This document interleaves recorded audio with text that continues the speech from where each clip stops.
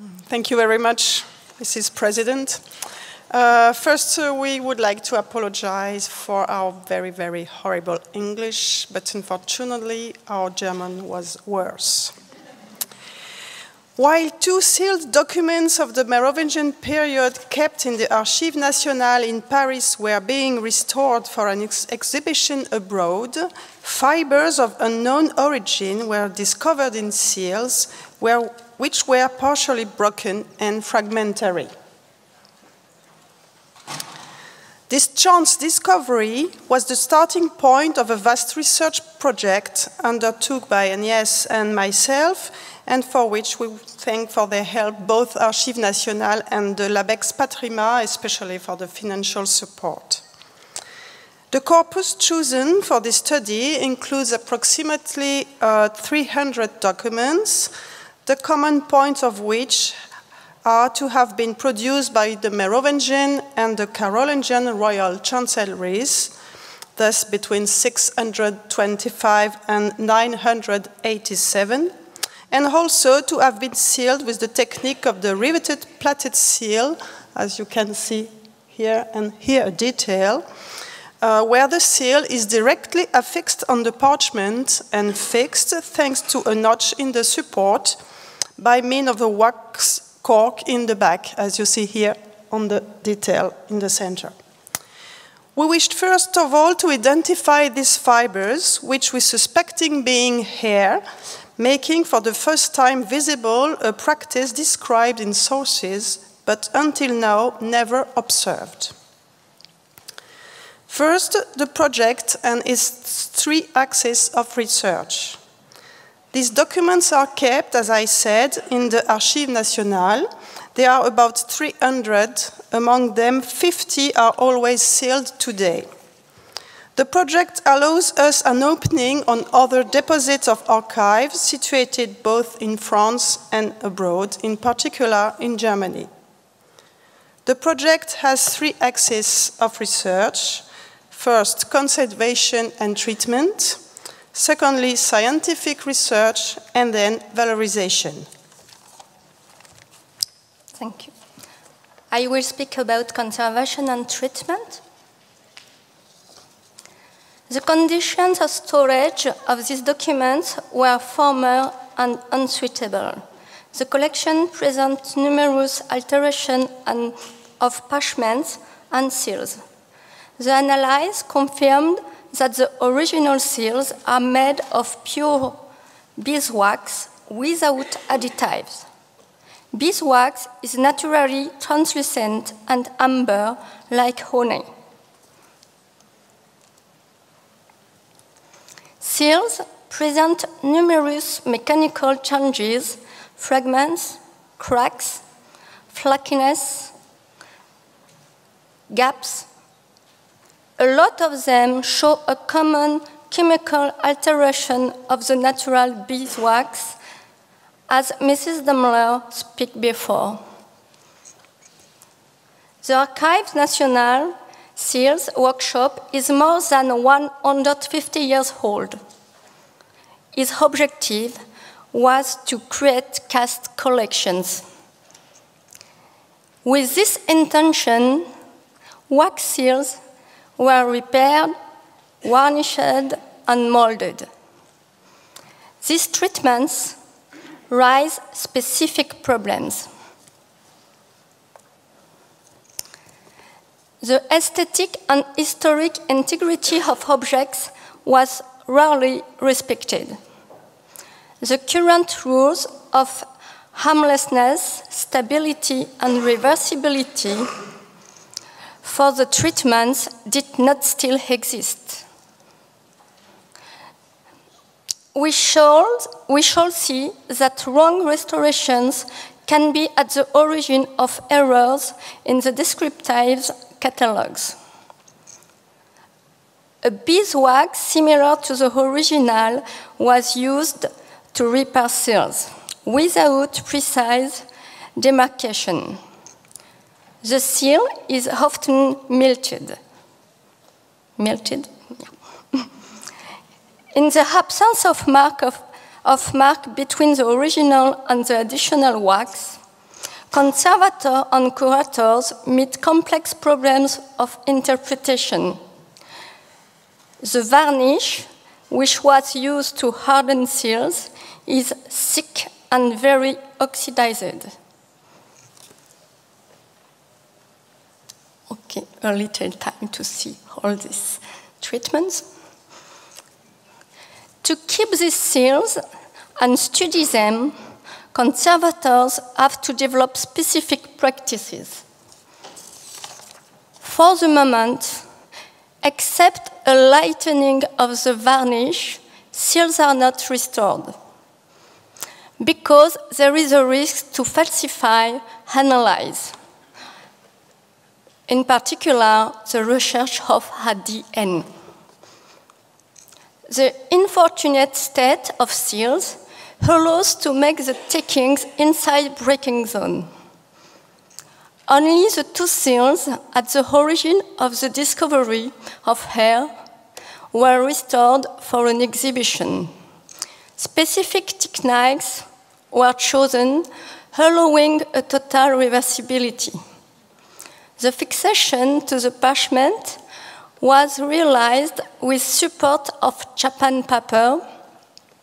The material of restoration used today is a mineral mixture with cosmoloid and paraffin wax. Preservation was the priority. From the beginning of the project, individual and custom-made boxes were realized for all the sealed documents. All were photographed. This work allows the study and a secure manipulation of documents.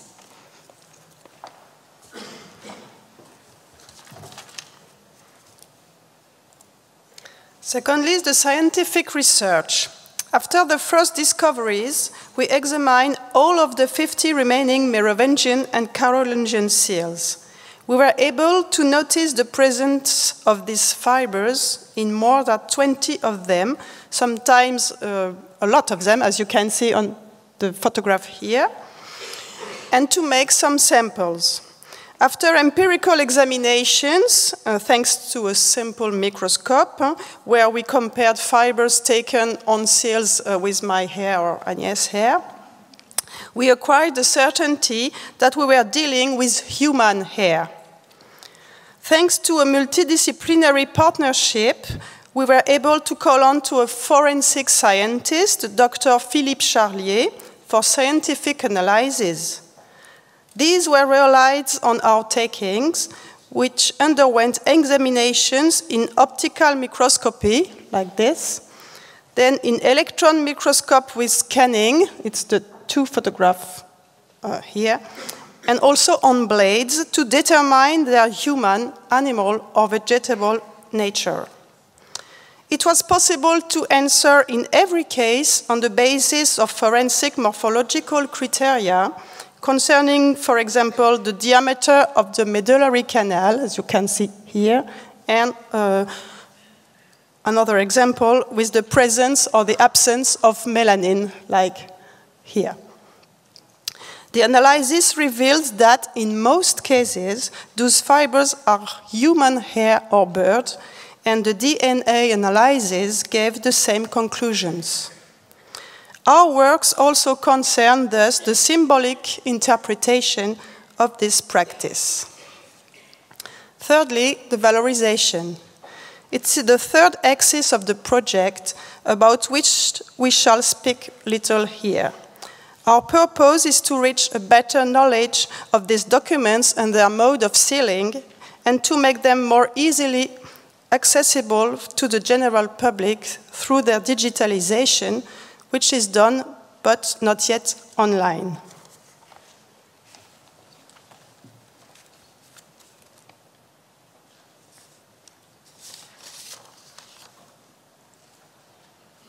Okay. The mode of sealing, what restorations teach us.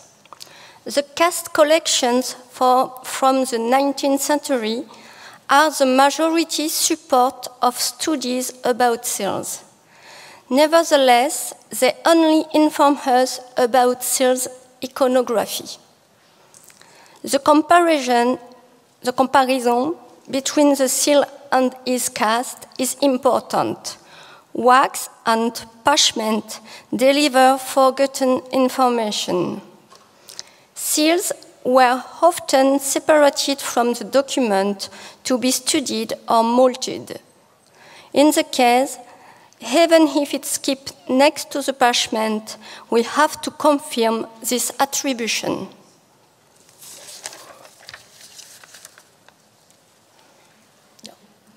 Sorry.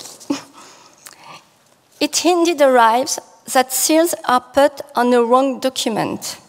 For example, we conserve a Charlemagne Act, Karl der Große, with a Louis le Pieux seal, Ludwig der Fromme.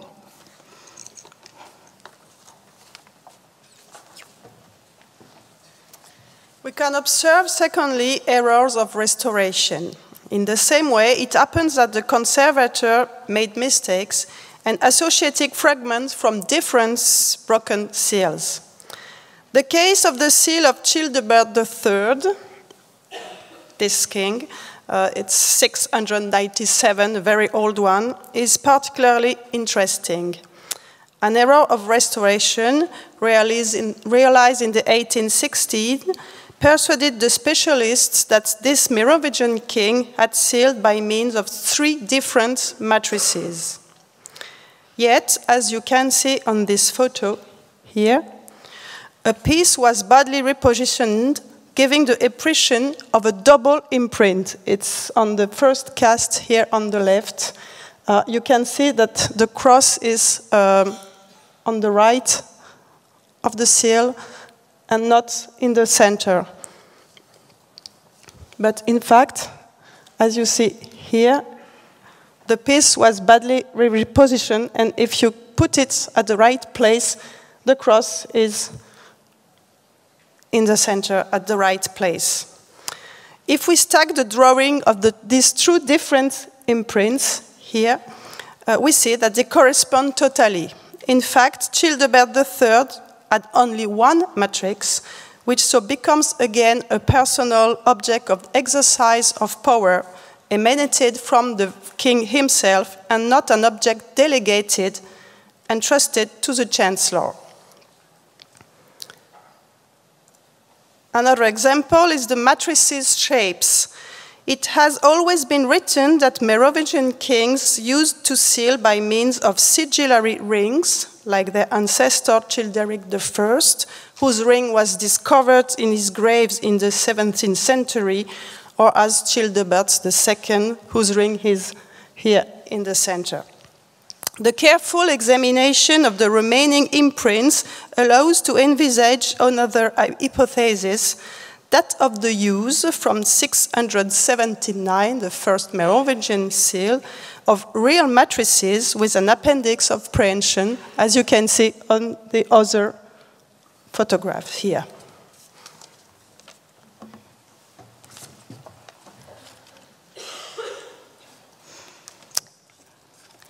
Shadow remains on parchment. Originally, the document was folded around the seal. For that reason, the parchment keeps tracks of the disparate wax seals. Beyond the opposition type, we often can determine the seal's size and that of the used matrix. Thanks to this examination, we can conclude that not only the Merovingian parchment, but also the Merovingian papyri, all dated before the middle of the 7th century, were also sealed.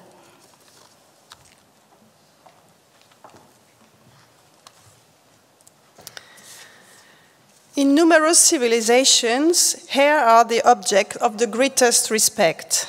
The association between hair and power is particularly put forward by the Merovingian kings, nicknamed by the historian Grégoire de Tours as the hairy kings. Thus, the addition of hair in the seal of kings could correspond to a strong token gesture to symbolize the presence of the king himself in the document and to strengthen its enforceable power. This study shows, we hope, the importance of a new look on the imprints which have reached us and the importance of returning toward the original, allowing a better understanding of both the alteration phenomena and the interpretation which we can make of the use of seals, their symbol, their iconography, either for Merovingian or here Carolingian seals. Thank you very much for your attention.